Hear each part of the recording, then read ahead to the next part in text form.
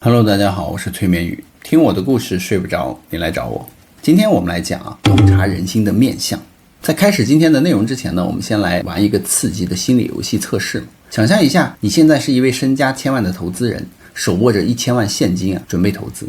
这时候呢，有8组人前来向你寻求资金嘛，而每一组人中呢，都有一个成功的企业家，另一个呢是诈骗犯。如果你选择到诈骗犯，那么你的钱将会被骗，血本无归。所以我们接下来就从几组照片之中来选择你认为的是好的那个人。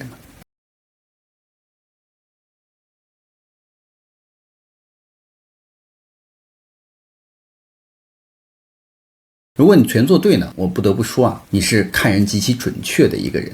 如果全做错呢，只能说你是天生的慈善家嘛。那有人可能就会问了，看紫微斗数、看八字不是更准吗？的确透过命理是能够了解的更深更广。然而你总不能够在见到人的第一眼就问对方生辰八字对吧？更多时候我们可能是先透过外表来了解一个人嘛。所以说到面相学呢，我们就不得不提到麻衣神相。之前宇哥也讲过嘛，他的作者是陈抟，同时也是紫微斗数的作者。那我们继续来讲麻衣神相。书里面就说人的面部呢是有12个学堂，这12个学堂呢就包括了世间万象。从这12个学堂里呢，我们就可以读出成功、失败、人品、性格、聪明与愚蠢。学完这些面相呢，也就差不多掌握了面相学的精髓。听上去好像挺容易的，但其实呢，这12个部位呢，又会衍生出数百种变化。所有的部位的形状、颜色都要深入研究，如此呢，才能够得出最终的结论。比如说眼睛，书里说眼睛代表官禄，这里的官禄指的是官位和俸禄，更精准的说是成为高级公务员或者是成功人士的道路。无论过去还是现在呢，高级公务员都不愁没饭吃，所以我们才称之为铁饭碗。那有人可能会说上一集你不是才提到说要想得到官禄，额头不是最重要的？其实额头的确是关系到了官禄，但是额头再好，如果眼睛太差，同样也得不到官禄。光是额头长得好，只能是基层的公务员。那眼和额头都好的话，才能够成为高级公务员。那对于官禄来说呢，眼睛第一，额头第二。我们之前就讲过，长而细、明亮之眼呢为吉相，其人品高尚，属于机智聪慧的那种谦谦君子。而眼睛虽长，但是眼幅较宽者呢，其人阴险凶狠。而眼睛虽长，眼角呢却不上扬，而呈一字状的，其人呢处处碰壁。眼睛虽长，像海参一样软绵无力者呢，生活艰辛。若是眼中放光，可弥补缺陷。眼白不清澈，甚至有血丝者呢，一生变故不断。还有就是额头，额头呢就像我们前面说的也代表官运。额头又宽又长的人呢，能够当上高官且长寿。当然了，晚年运势呢，同时也要联系下巴一起来看。那为什么额头长得好就能活得久呢？那是因为精力旺盛，精力呢就是火，火呢就是能量，因此呢是长寿嘛。额头的边缘呢也属于额头的一部分。额头的边缘如果塌陷下去呢，也就是两边就不好了，必须鼓起来。额头上呢有日角和月角，日角和月角隆起呢为长角之象。山羊角的额头呢就狭窄，角因此呢就小，而牛的那个额头就宽嘛，角就预示的很大。额头呢就是天，天呢就应该是高远宽阔嘛，有了宽阔的额头呢，角的生长才不受限。所以在今天有许多身居要职的官员，他们的日角和月角就很明显。再来讲眉毛，眉毛代表智慧，眉中开阔呢是厚实，智慧也不会低。但是最好的一种情况是眉中既开阔又厚实，而且又明亮。在12学堂之中牙齿代表着一个人的决心。牙齿稀松错杂的人呢，决心的有效期绝不会超过3天。牙齿排列有序的人呢，相对他的决心比较强。牙齿排序整齐密致的人呢，做人做事滴水不漏，学习优秀，特别是大门牙必须要长得好。而耳朵呢，形状有很多，大致可以分为5种，也可以看作是5行金木水火土的5种形态。像木形耳呢，大概长相呢是这样的。那这个耳朵呢较为狭窄，以及耳孔较小，命门不深，干涩缺水，是无福之相。女人如果有这种耳朵呢，那就比较没有男人缘，而寿命也可能比较短。同时呢，木形耳的子宫狭窄，生孩子较为困难，比较容易孤独一生。像那种肥厚轮廓的清晰的耳朵呢，色泽明亮，视为吉相。有这种耳朵的人呢，聪慧机灵，身体健康，且具备这些条件的人呢，自然呢学业有成。耳朵发黑发暗者呢，就属于愚蠢木讷。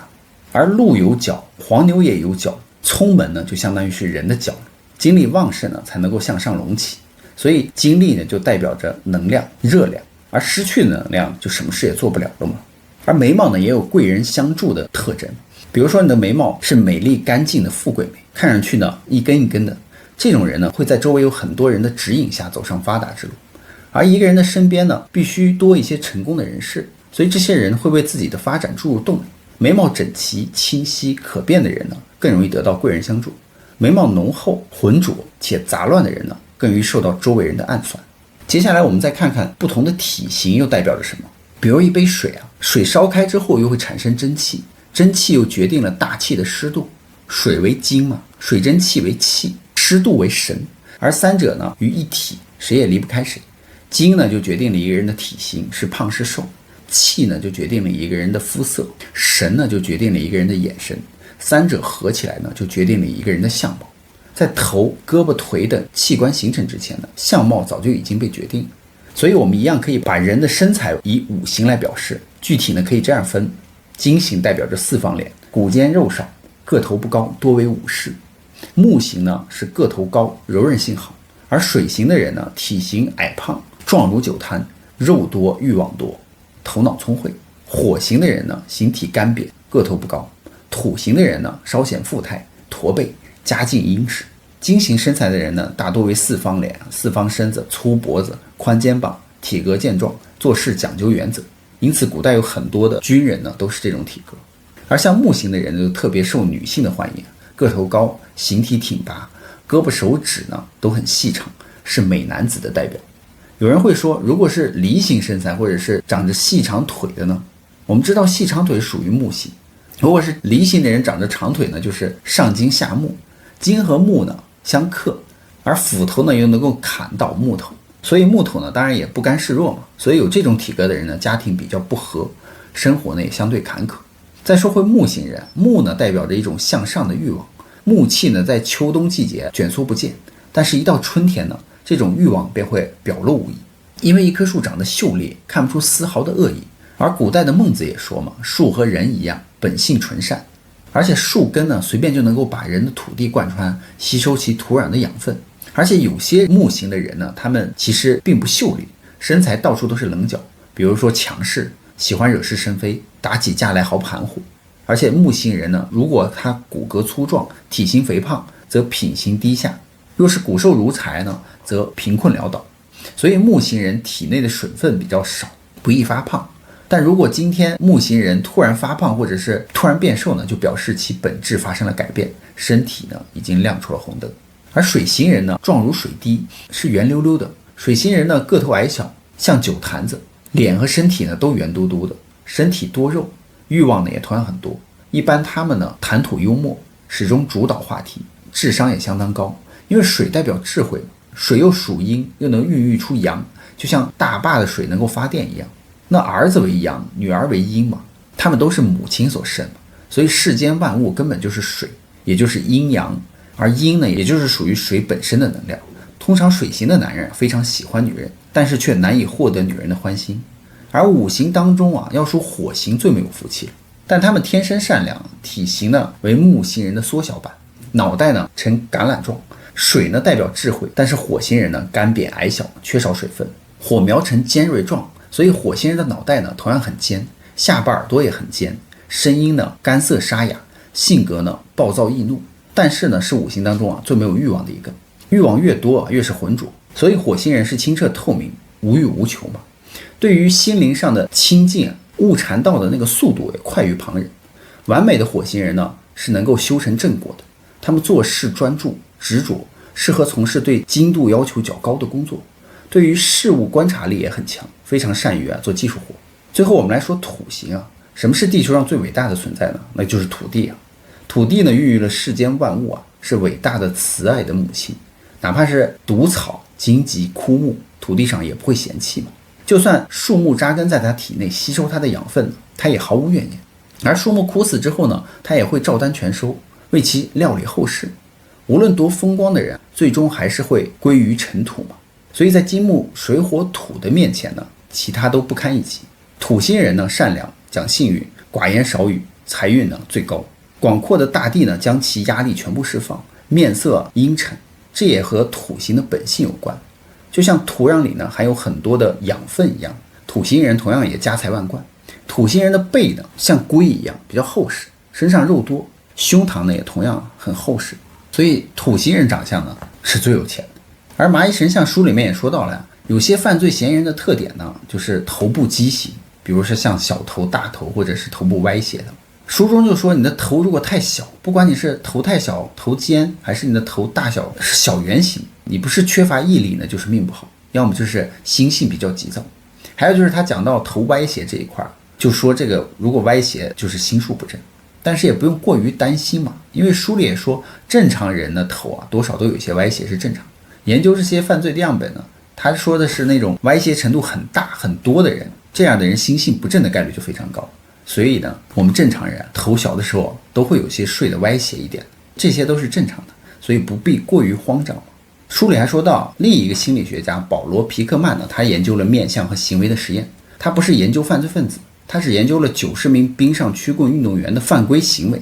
因为冰上曲棍球的这个肢体接触比较大嘛，所以他就想研究一下暴力行为，跟这90名的曲棍球员的长相呢有没有关系。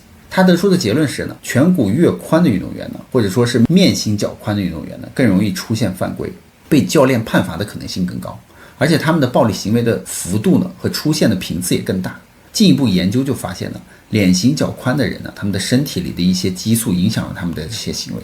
再来说一下女性犯罪的面相，为什么要聊女性呢？因为女性在犯罪当中啊，她是一般更具有欺骗性的。